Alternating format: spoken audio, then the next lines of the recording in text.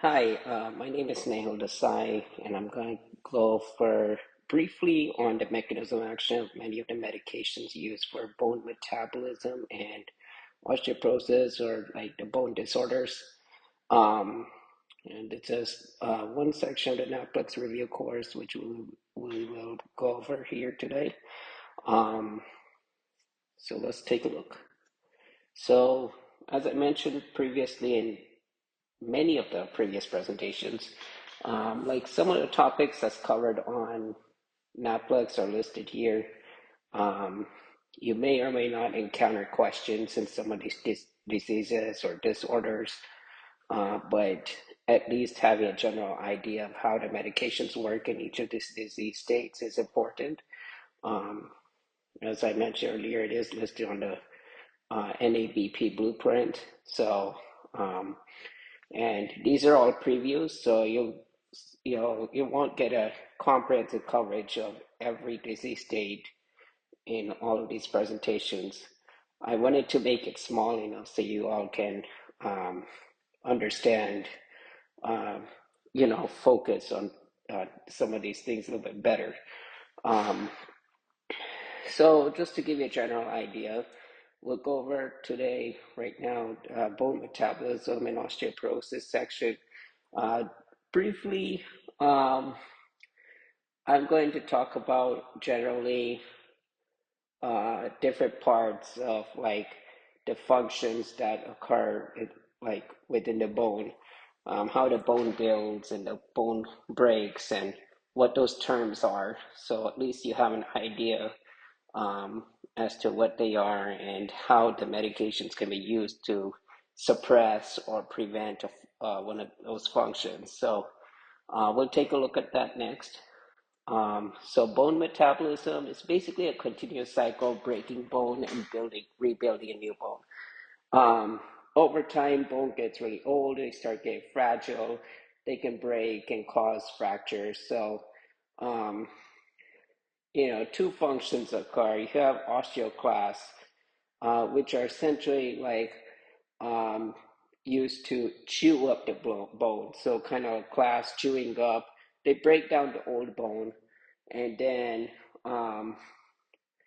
it basically gets resorbed into the bloodstream with calcium and phosphorus. And you'll see that some of the medications are used to inhibit that because one of the major disease states, and you might see it on a patient case, is like osteoporosis. So some of these medications are used to inhibit the breakdown of the bone.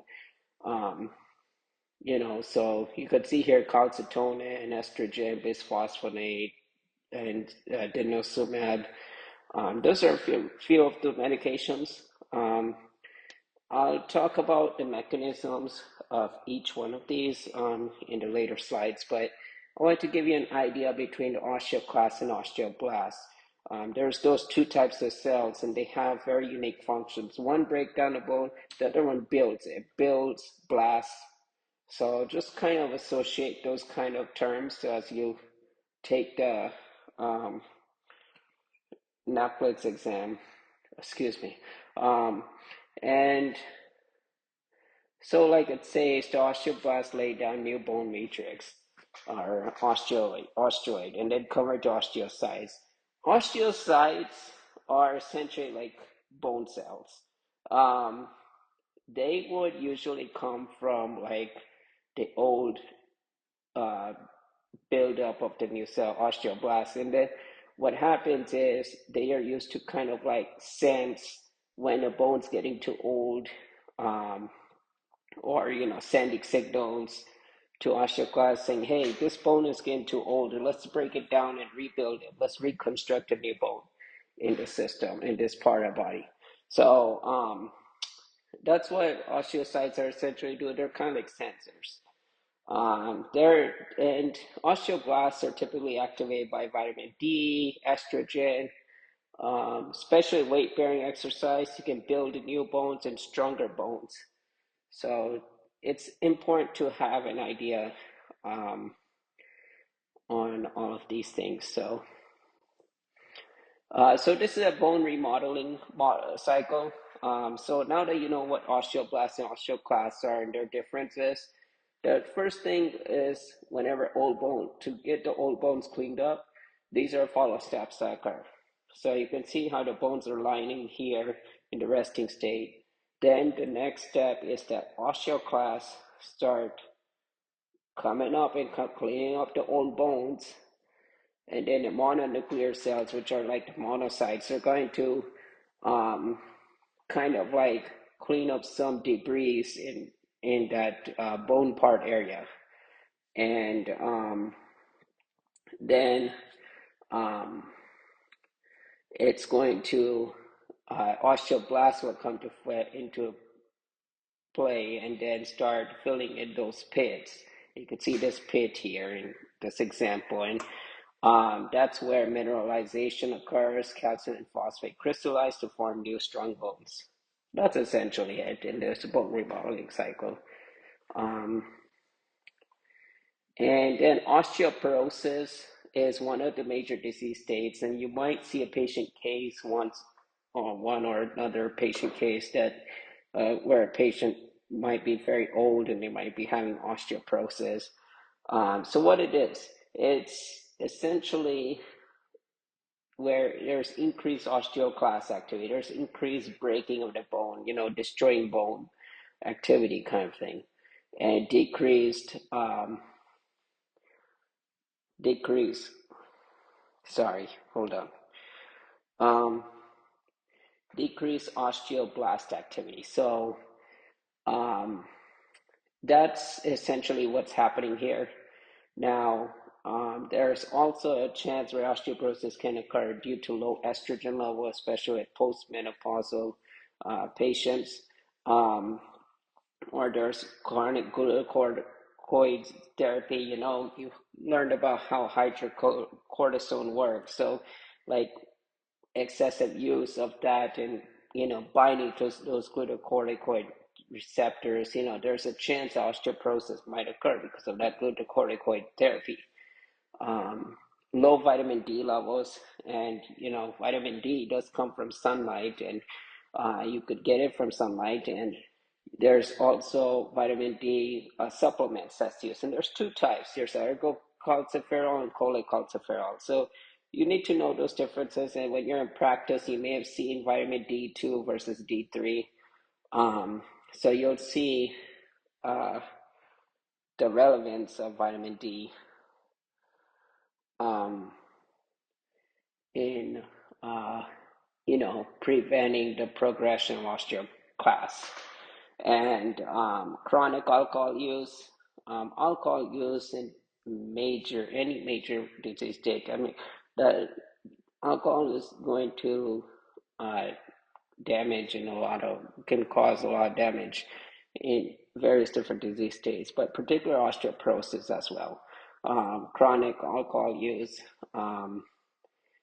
low weight, low mechanical stress, hyperparathyroidism. Um, so these are some of the ways osteoporosis may occur. Um, so let's take a look at some of these treatments. Just hold on 1 minute. What's going on here?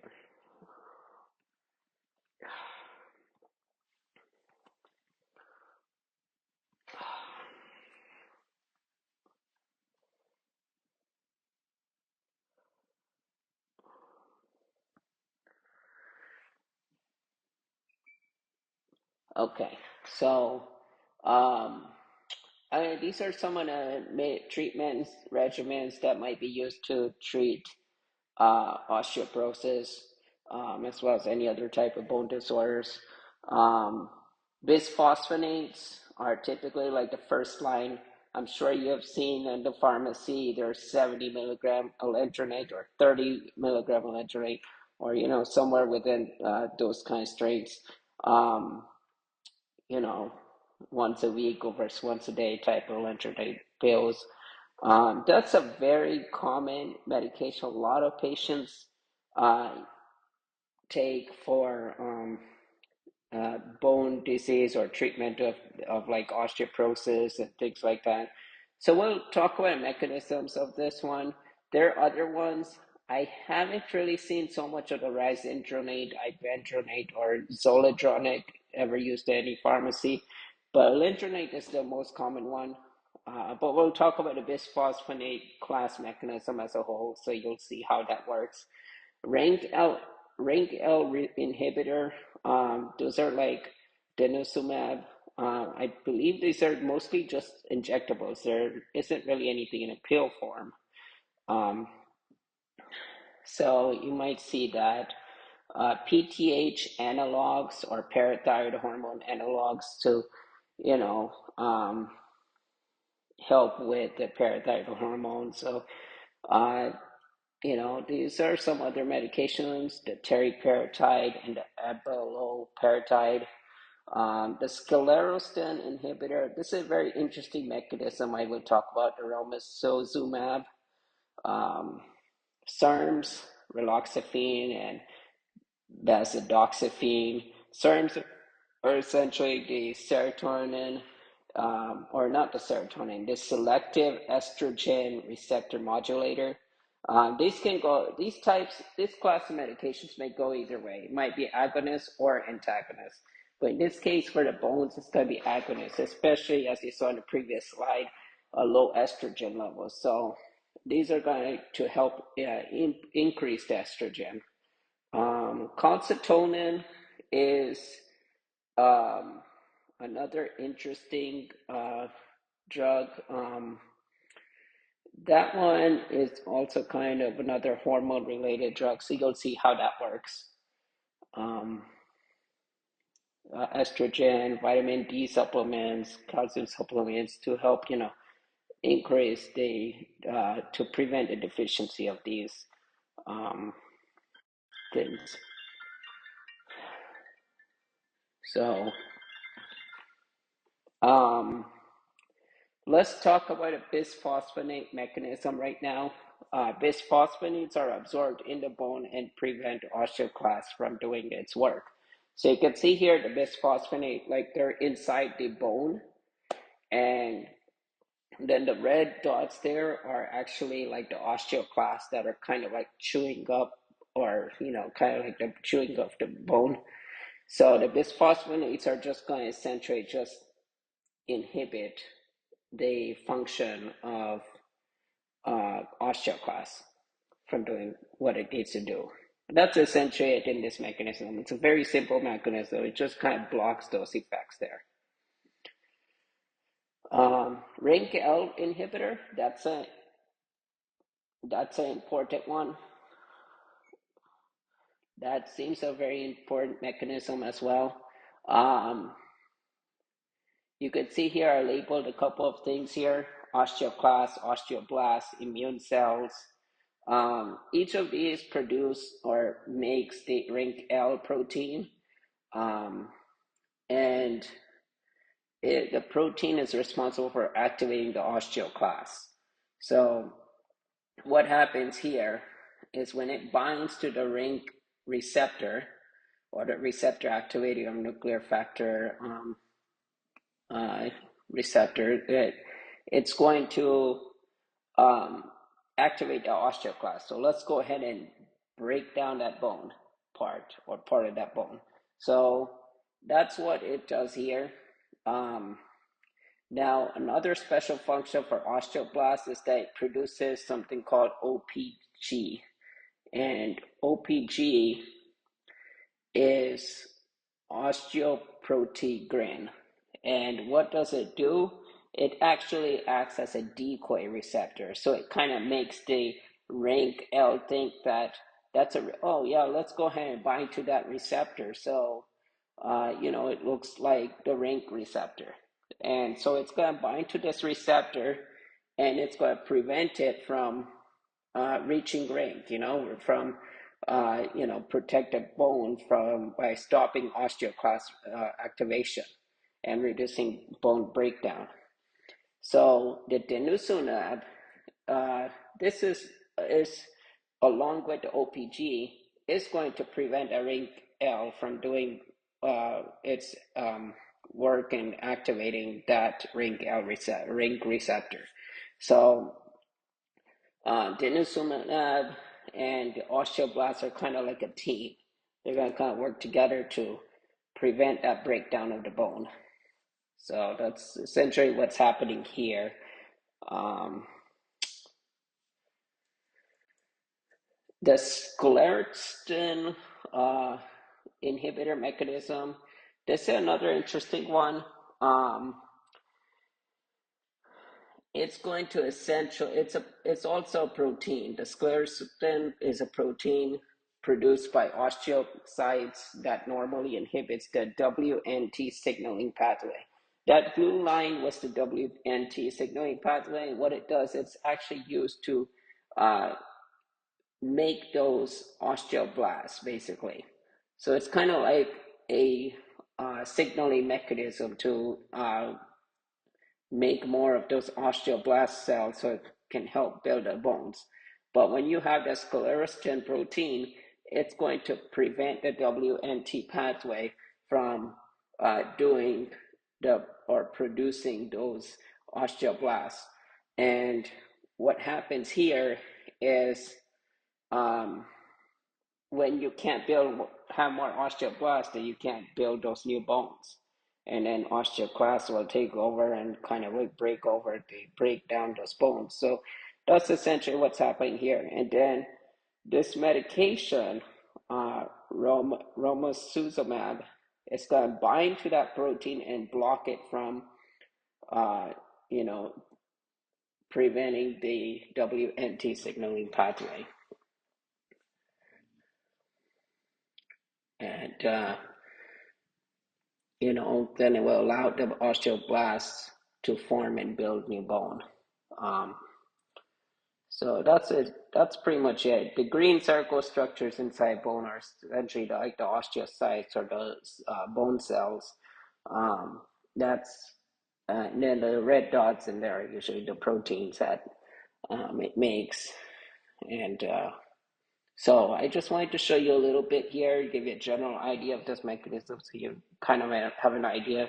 Sometimes when you visually see things, you could you you could probably learn a little bit more about these medication concepts. And so I drew it out here. You can draw your own diagrams. Um, but at least you have the purpose is at least have a general idea of the mechanism of each of these medications here. So this is an interesting one as well. So just take a look. The SARM mechanism is very simple. It just binds to the estrogen receptor, and then you know to increase those estrogen levels. So it prevents osteoporosis from occurring. Like I said, estrogen receptor modulators, selective estrogen receptor modulators work as an agonist or antagonist. So it mimics estrogen. And it could be an ER alpha or ER beta, but they're both. And especially bones contain both of those type of receptors, and they are located on any of these three types of cells, osteoblast class or the osteocytes. So just giving you a basic understanding of the SARM mechanism. Calcitonin, another very basic one. Calcitonin is going to definitely is generally going to just bind to the calcitonin receptor on the osteoclast cell, and then it's going to prevent the osteoclast from breaking down those bones. The calcitonin receptors are located on the osteoclast cell, so it's essentially just going to bind to and prevent the function of osteoclast.